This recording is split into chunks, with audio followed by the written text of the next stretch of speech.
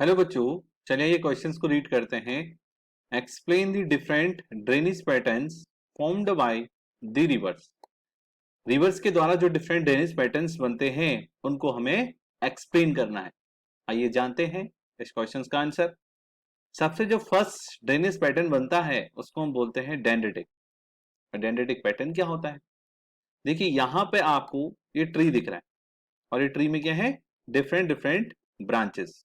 तो अगर कोई रिवर इस तरीके का पैटर्न बनाती है तो उसको बोला जाता है dendritic.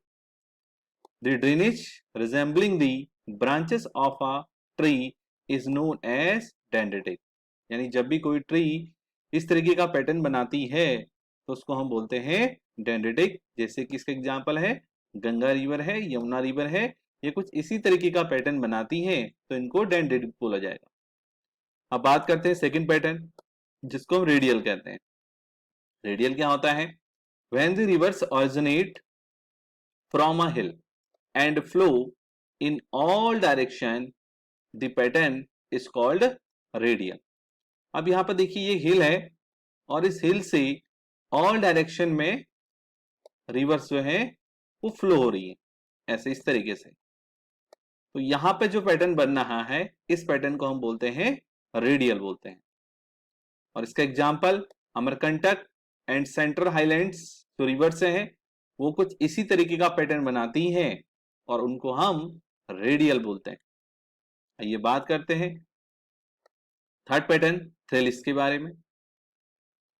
When the primary tributaries of rivers flow parallel to each other and secondary tributaries join them at right angle, the pattern is known as थ्रेलिस।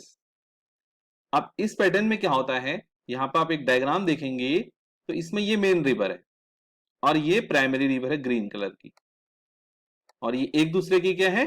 Parallel है। तो प्राइमरी ट्राइब्यूटरीज है। अब जो प्राइमरी ट्राइब्यूटरीज यहाँ पर देखेंगे ये सेकेंडरी ट्राइब्यूटरीज है और ये इसको राइट एंगल से ज्वाइन करती है। तो अगर कुछ इस तरीके का पैटर्न मिलता है तो उसको हम बोलते हैं थ्रेलिस बोलते हैं। तो प्राइमरी ट्राइब्यूटरीज को अगर कोई रिवर कोई सेकेंडरी ट्राइब्यूटरीज राइट एंगल से ज्वाइन करती है तो उसको हम थ्रेलिस बोलेंगे। और इसका एग्जांपल है गोदावरी। गोदावरी रिवर का जो पैटर्न है कुछ इसी तरीके का होता है और उसको हम थ्रेलिस कहते हैं।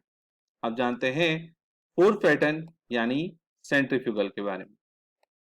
When the rivers discharge water from all direction in a lake, जब किसी लेक में कोई जो रिवर्स होती है वो वाटर को ऑल डायरेक्शन में डिस्चार्ज करती है तो उसको हम बोलते हैं सेंट्रीफ्यूगल।